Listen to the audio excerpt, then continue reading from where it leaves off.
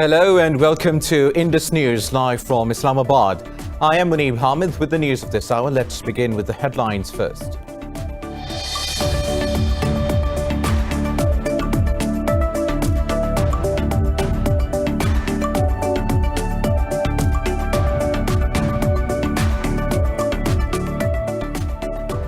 Pakistan has summoned a senior Indian diplomat to register a protest over the ceasefire violations by the Indian forces along the line of control. In a statement, the Foreign Office said a 3-year-old girl was injured in unprovoked Indian firing in the Dhudnial sector. Spokesperson Zahid Hafiz said the Indian troops are continuously targeting civilian population with heavy weaponry.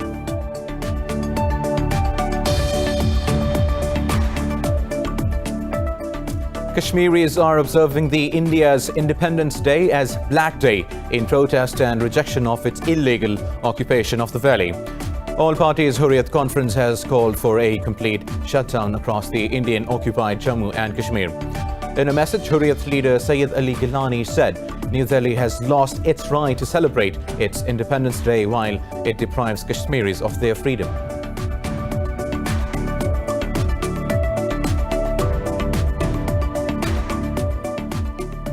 The United Nations Security Council has rejected a U.S. resolution to extend an arms embargo on Iran.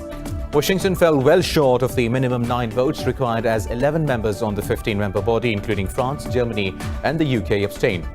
In a statement, U.S. Secretary of State Mike Pompeo said the Security Council's failure to act decisively in defense of international peace and security is inexcusable.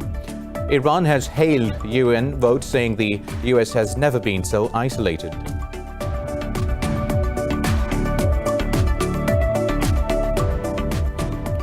The Taliban have accused the Kabul administration of creating obstacles to peace and trying to provoke the world through propaganda. In a statement, the group said Kabul is propagating against its prisoners to halt the start of intra-Afghan negotiations. Spokesman Zabiullah Mujahid said the Taliban are ready to start inter-Afghan negotiations under the Doha peace deal.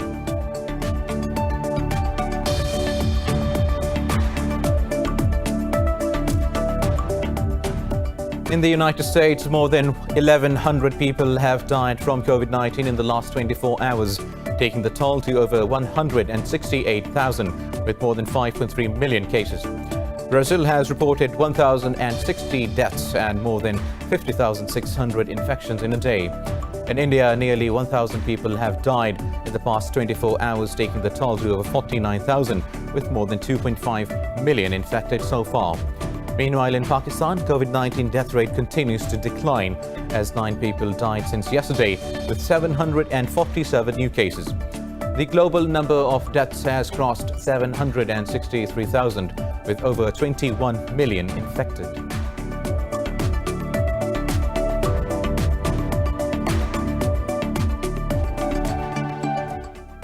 News in detail after a short break. Stay tuned.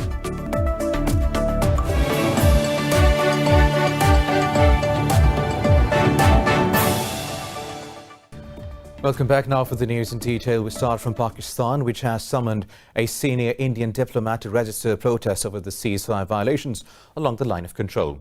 In a statement, the Foreign Office said a 3-year-old girl was injured in unprovoked Indian firing in the Dhudnial sector. Spokesperson Zahid Hafiz Chaudhry said the Indian troops are continuously targeting civilian population with heavy weaponry. Chaudhry said 16 civilians have been martyred and 161 were wounded in 1,980 ceasefire violations so far this year. He said New Delhi's senseless acts of aggression are in clear violation of the 2003 ceasefire understanding. Kashmiris are observing India's Independence Day as Black Day in protest and rejection of its illegal occupation of the valley.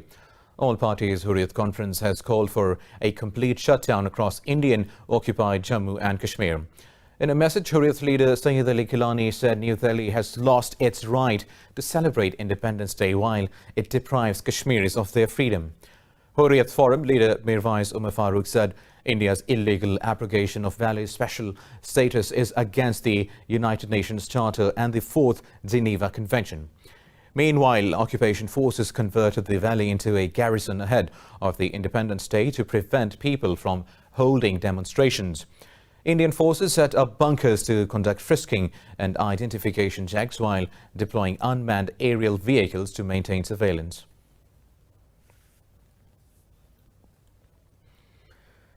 Pakistan's Foreign Office says Islamabad is committed to the full realization of the Palestinians' legitimate right.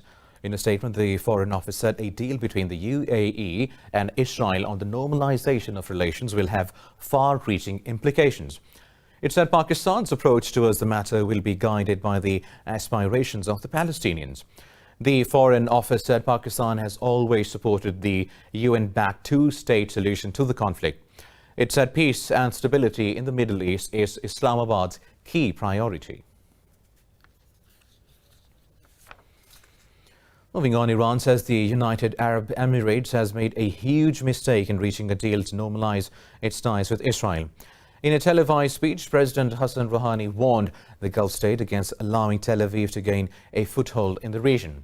He said it is a mistake for Muslim rulers to think that their economy will flourish by attaching themselves to the US. Rouhani warned the UAE it will be treated differently. It lets the Zionist regime into the region.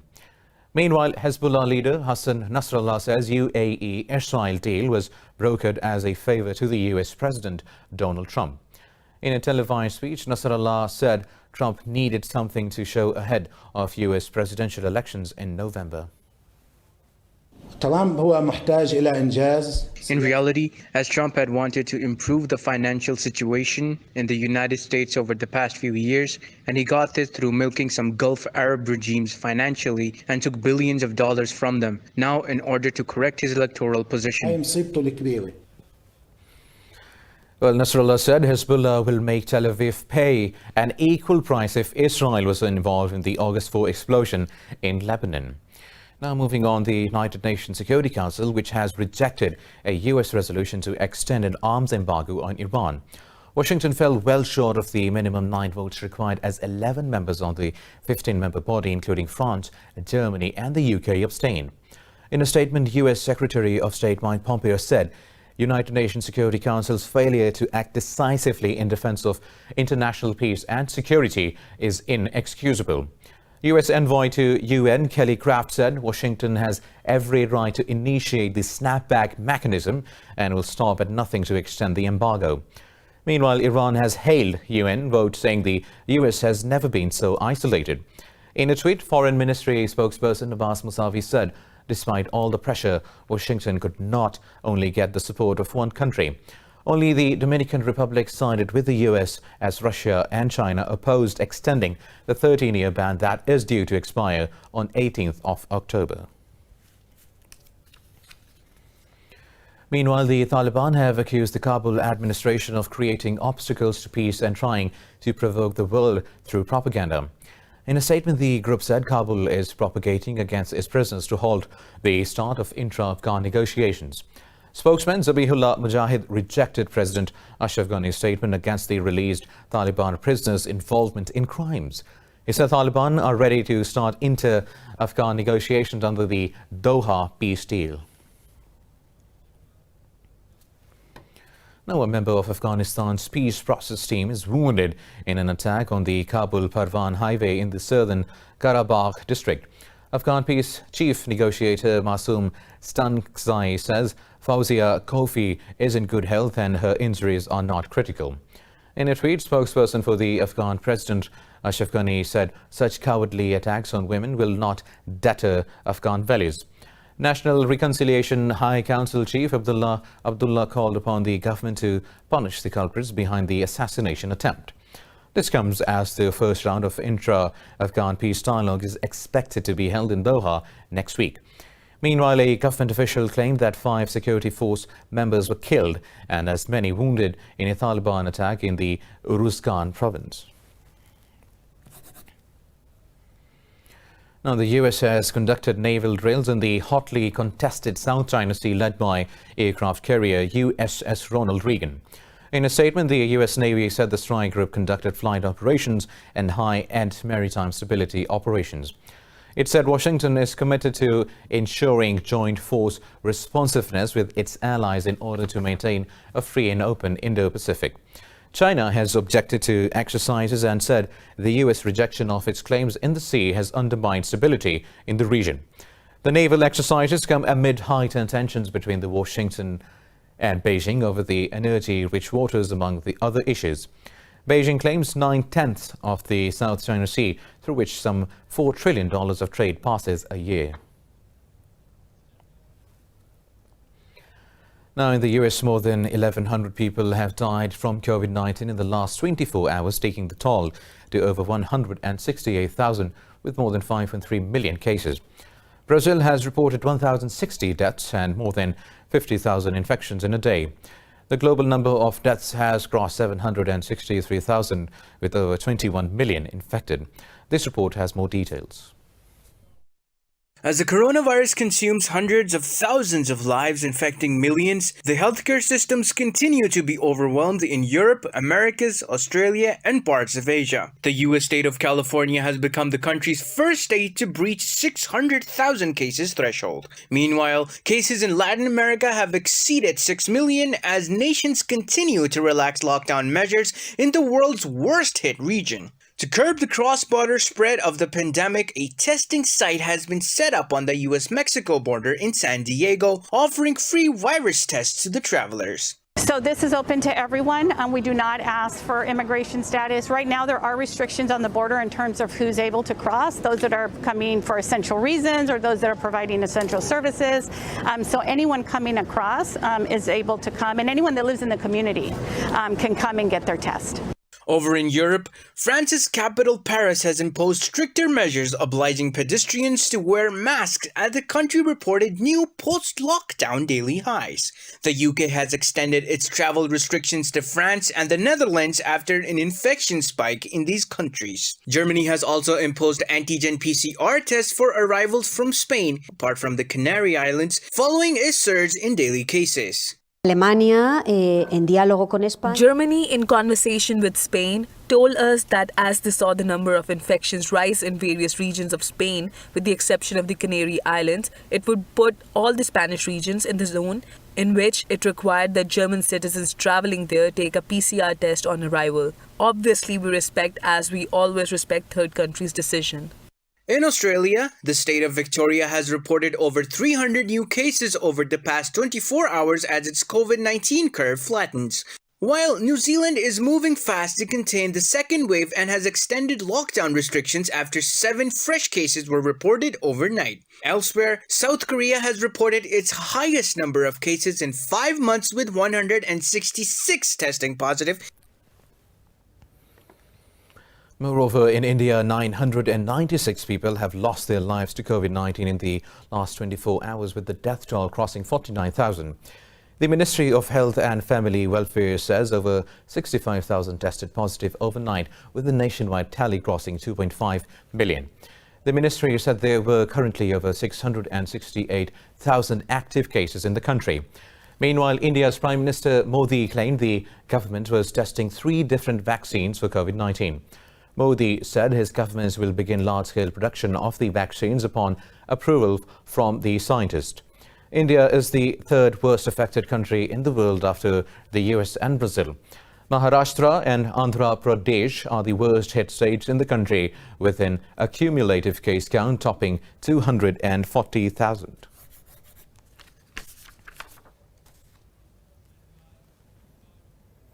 Meanwhile, Pakistan's COVID-19 death rate continues to decline as 9 people died in the past 24 hours.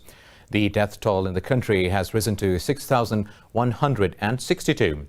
The Health Ministry said 747 cases were reported overnight as the tally crossed 288,000. The ministry said over 265,000 people have recovered from the virus so far. It said there are over 16,000 active cases in the country, among which 768 are in a critical condition. Sindh remains the worst hit province with over 125,000 infections, while Punjab has reported over 95,000 cases. In a related development, renowned philanthropist Bill Gates has appreciated Pakistan Army for its support to the government over COVID-19 response and resumption of polio campaign. The Inter-Service Public Relations Head, Chief of Army Staff Qamar Javed Bajwa and Gates held a telephone conversation. It quoted Bajwa as saying the army is working towards the national cause to achieve a polio-free Pakistan. The ISPR said both sides also discussed the efforts needed to implement the polio campaign during the pandemic. Gates reiterated his foundation's ongoing commitment to support Pakistan in its goal of ending polio and improving health for every child.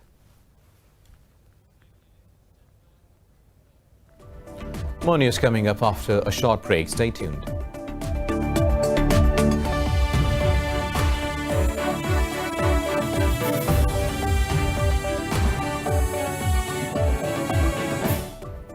Welcome back. Now moving on with the news stories.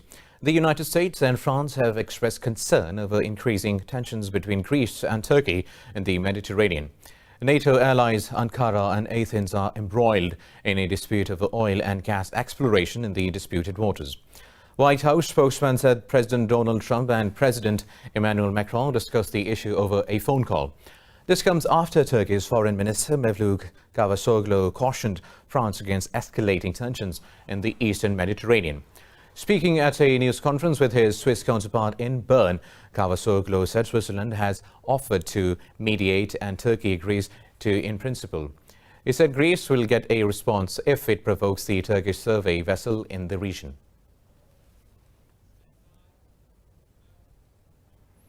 Belarusian President Alexander Lukashenko has urged people to avoid becoming cannon fodder for foreign-backed revolutionaries. This comes as huge crowds took to the streets for a sixth consecutive day to demand Lukashenko to step down. In a televised address, the president claimed Belarusians are being used and that several people with criminal past are joining the demonstrations. An opposition politician in exile, Sviatlana Shikanoshkaya, has called for more protests and an election recount. The last of three opposition leaders in Belarus has urged the West not to recognize Lukashenko as president. Maria Kolesnikova said a spreading industrial strike means it is just a matter of time until the government crumbles. Tens of thousands of people are joined by workers and state-owned industrial plants. Earlier, in a rare climb down, the government apologized for the use of force as it freed more than 2,000 protesters from detention. Moving on, Somalia says it has killed 4 senior Al-Shabaab militants in an operation in the southwestern region of the lower Shabbele region. Somali Armed Forces said the group's financial coordinator and operations commander was also killed in the operation. The military said the operation was aimed at flushing out terrorists and disrupting their plans to terrorize the residents in the region. It said the army also rescued 33 children in the Kurtunware, some 20 kilometers from the capital city of Mogadishu. Government said the children were freed when the Somali forces captured a town from the militants. It said the children were kidnapped by the insurgent for ideological indoctrination. Now, 4 people have been injured in an explosion and the ensuing fire in Iran's capital city of Tehran. State media said blaze engulfed the 4-story building near Tehran University where paper and books were stored. State media said an investigation into the cause of the explosion is underway. This comes amid a series of blasts and fires in recent weeks. Earlier, fire broke out at an underground nuclear facility which caused significant damage, but officials said operations were not affected. Mexico's majestic Popocatépetl volcano has rumbled to life, spewing smoke and ash to columns some 600 meters out from its crater. The massive flame of gas and ash later dispersed towards the southeast. Mexico's National Center for Disaster Prevention has warned people to stay away from the Popocatépetl. It said in the previous 24 hours, the center has observed more than 36 discharges from the volcano. Popocatépetl is 5,426 meters tall and is the second highest mountain in Mexico and the 5th highest in North America. Japan is marking the 75th anniversary of the end of World War II. Despite the scorching heat and the COVID-19 pandemic, thousands showed up to pay their respect at the historic Yasukuni Shrine for the victims of war. A scaled-back ceremony was held at the World War II Memorial to mark the anniversary. Speaking on the occasion, Prime Minister Shinzo Abe pledged never to repeat the tragedy of war. Abe sent a ritual offering to Tokyo's Yasukuni Shrine for the dead, but avoided a personal visit. The shrine honors senior military and political figures convicted of war crimes by an international tribunal after the war. Emperor Hironomiya Naruhito expressed deep remorse over the country's wartime past that still haunts the East Asian nation. South America's largest marine aquarium is reopening in Brazil's Rio de Janeiro city after 5 months of lockdown. Authorities have put new measures in place to stop the spread of coronavirus at the tourist attraction. More about the aquarium in this report.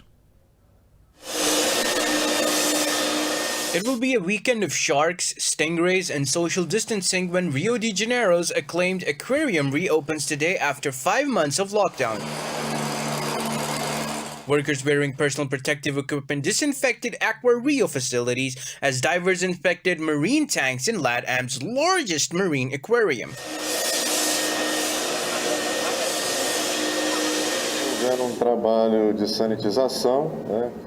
We are sanitizing and disinfecting to protect the area and receive the public this weekend. This product is non-toxic. It has no toxic components. It is a special disinfectant to eliminate microorganisms, including the new COVID-19. It does not represent any risk to any organism. Rio's aquarium will reopen with limited capacity and will only allow 200 visitors per hour. Face masks, hand sanitizing, and social distancing will be mandatory to prevent coronavirus infections. We have been preparing for a few weeks. We have been training with the team. Our idea is to reopen cautiously and gradually. We are limiting the number of people coming in. Only 200 people per hour will be allowed into Aquario. In high season, we used to get over 1,000 people per hour. During the past week, many of Rio de Janeiro's famous tourist attractions have opened up again to visitors. Sugarloaf Mountain and Christ the Redeemer will once again allow tourist visits, even though experts warn Brazil has yet to hit the peak of the pandemic.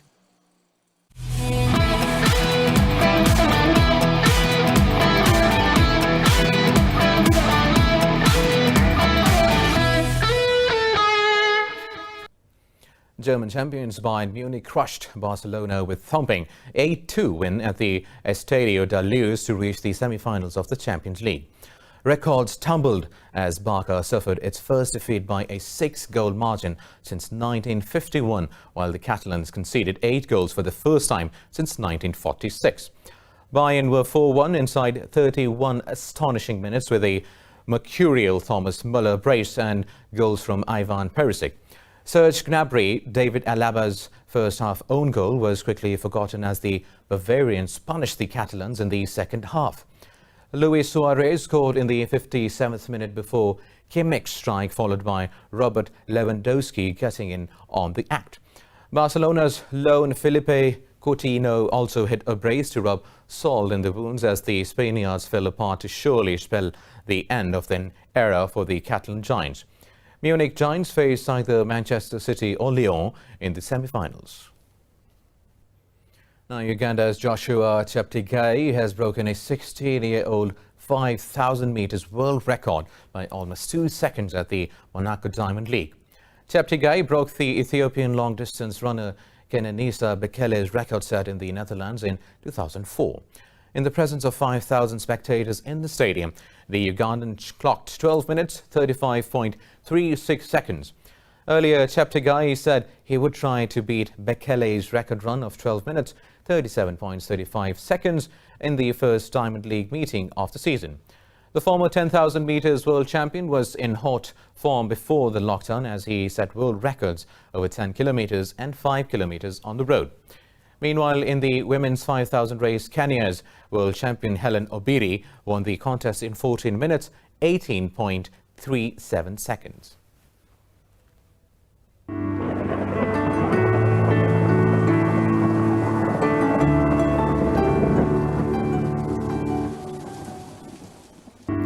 And now let's have a look at the weather updates across the globe.